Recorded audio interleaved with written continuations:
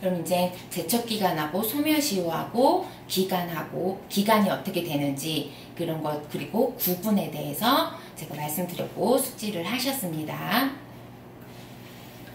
그리고 또 알아두면 좋으신 게 수정신고하고 경정청구죠. 우리가 뭐 일을 하다 보면 수정을 해야 되는 부분도 있고 경정을 해야 되는 부분도 있어요. 보통 이제 일반적으로는 수정신고하고 경정청구를 다 수정신고라고 이제 뭐 다 합쳐서 말씀을 하세요. 합쳐서 말씀을 하시는데 정확하게는 수정신고는 내가 납부할 금액이 증액되는 신고를 하는 거고요. 수정해서 경정청구라는 거는 내가 매출이 뭐 과다 신고됐습니다. 매입이 과소 신고됐습니다. 그래서 내가 납부했던 세금을 일부 돌려주세요 라고 청구하는 거를 경정청구라고 그래요. 그래서 세무서에서 수정신고를 봤을 때 세무서에서 결정 또는 경정 통지하기 전까지 수정신고가 가능해져요. 근데 수정신고를 하게 되면 내가 자진해서 증액신고를 하는 거기 때문에 감면율이라는 걸 두고 있어요. 감면율이라고 두고 있는데 내가 신고납부 기한에 신고를 했는데 아차 하고서는 매출을 뭐 누락을 했다든지 매입을 중복을 했다든지 아니면은 사업상 매입이 아닌데 들어갔다든지 이런 부분을 수정을 하게 되면 1개월 이내에 수정을 하게 되면 그 가산세를 90%를 감액해줘요. 신고불성실 가산세를 90%를 감액을 해주고요. 3개월 이내에는 75%, 6개월 이내에는 50%, 1년 이내에는 30%를 두고 있고요. 1년 6개월 20%, 2년에는 10%를 두고 있습니다. 그래서 빨리빨리 수정신고를 권장을 하고 있고 이에 대한 혜택을 주고 있습니다. 이 부분도 이제 개정이 된 부분이에요. 그래서 매우 세밀하게 이제 감면율을 두고 있죠. 경정청구 같은 경우에는 그러니까 아까 제척기간을 뒀듯이 국세청이 나한테 부과할 수 있는 기간을 뒀듯이 나도 납세자도 경정을 청구할 수 있는 기간이 있어요. 그게 법정신고 기한으로부터 5년입니다. 이도 아까 같은 경우랑 비슷한 해를 두고 있죠. 좀 약간 다르기는 하지만 그래서 내가 5년 이내의 거는 언제든지 증빙을 가지고 경정청구를 하고 있어요. 보통 이제 종이세금, 전자세금계산서 같은 경우에는 지금 뭐 자진신고도 하시고 계시는 분도 있을 테고 아니면은 세무사 사무실을 이용하고 계신 분도 있을 텐데 다 홈택스에서 자진신고할 때도 불러오고 세무사 사무실을 이용하시는 부분은 수임 동의를 하게 되면 세무사 사무실에서 다 프로그램으로 국세청하고 연동이 되기 때문에 누락되는 경우가 드물어요.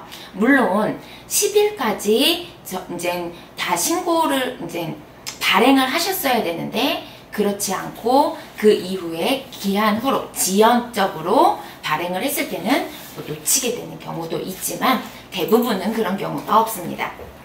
그래서 전자신고 같은 경우에는 괜찮은데 종이세금계산서는 하차하고 누락되는 경우가 가끔 있어요. 이런 경우에는 그 종이세금계산서 증빙과 그리고 대금 결제, 내가 이 종이세금계산서 1,100만원짜리라고 예를 들면 이에 대해서 몇 월 며칠 날 이체 확인증을 첨부해서 신고를 들어가면 인정을 받게 됩니다. 그래서 증빙하고 금융증빙, 계좌이체 내역은 매우 중요합니다. 또 기장에서 알아두면 효율적인 방법에 대해서는 이 부분은 뭐 CEO분들도 많이 알고 계셔야겠지만 실무진들이 좀 알면 좋은 부분을 제가 한 10가지를 만들어 봤어요. 물론 다음번 6번부터 10번까지는 뭐 사장님들도 알고 계시면 굉장히 유익한 부분이고 1번부터 또 한 4번 정도까지는 실무진들이 조금 알면 굉장히 유익합니다. 급여대장을 일단 만드는 방법을 좀 말씀드릴게요. 제가 많은 업체를 관리를 하고 있지만 다른 곳에서 관리를 하다가 오는 경우가 대부분 많잖아요. 그러면 솔직히 급여대장이 제대로 만들어진 경우를 뭐 아주 솔직히 못 봤어요. 그러니까 아주 드물다는 뜻이겠죠. 급여대장 같은 경우에 이제 노무사 사무실에서 만들어서 주기도 하고, 그리고 이제 소규모인 경우에는 세무사 사무실에서 만들기도 하고 자체적으로 만들기도 하세요. 이때 4대 보험 부분을 많이 이제 잘못 적용되는 경우가 많아요. 그냥 엑셀로다가 요율 세팅 해놓고 몇 퍼센트 이렇게 떼어버리세요. 예수를 해버리세요.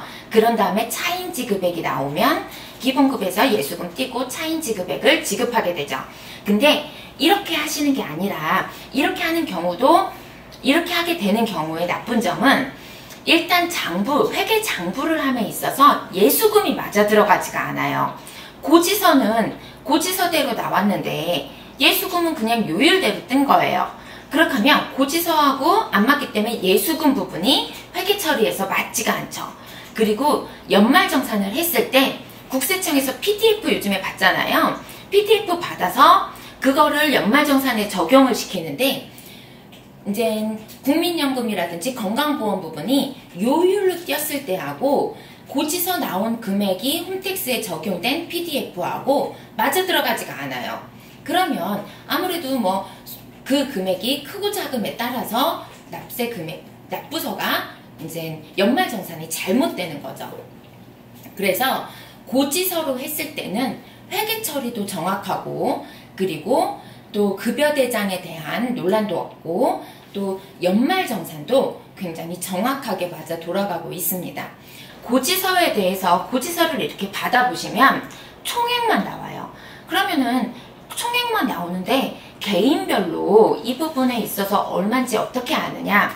그 부분은 공인인증서로 건강보험공단, 국민연금공단에 인터넷으로 회원가입을 해서 공인인증서로 들어가시면 국민연금 같은 경우에는 결정내역서를 볼 수 있어요. 결정내역서를 보면 두루누리가 얼마가 적용이 됐고, 그리고 아차 싶어서 한 달 있다가 아니면 보름 있다가 이렇게 입사신고를 했다. 그러면은 소급 적용된 금액까지, 그리고 내가 상실신고를 늦게 했다. 그러면은 그 부분이 적용된 마이너스 금액까지, 그리고 기준 소득 금액에 대해서 나온 금액 아주 상세하게 인별로 나와 있어요. 그 금액을 가지고 한 사람 한 사람별로 그 급여대장에 예수금을 적용시켜 주는 거예요. 그리고 건강보험 같은 경우에는 공단에 로그인해서 들어가 보시면 이제 산출 내역이 나와요. 거기서 개인별 산출 내역이 또 상세하게 들어갈 수 있게 되어 있어요.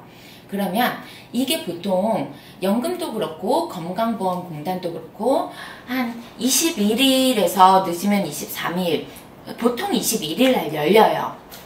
그렇게 하면 보통 이제 21일 날 출력을 해서 월말에 급여대장을 만들어서 이제 송금을 해주면 되죠.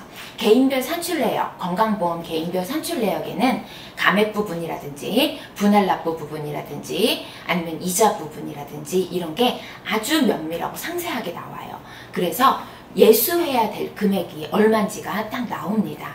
그렇게 되면 이제 고지서 금액하고도 딱 맞게 되고요. 개인별로도 얼마인지 정확하게 되게 되어 있어요.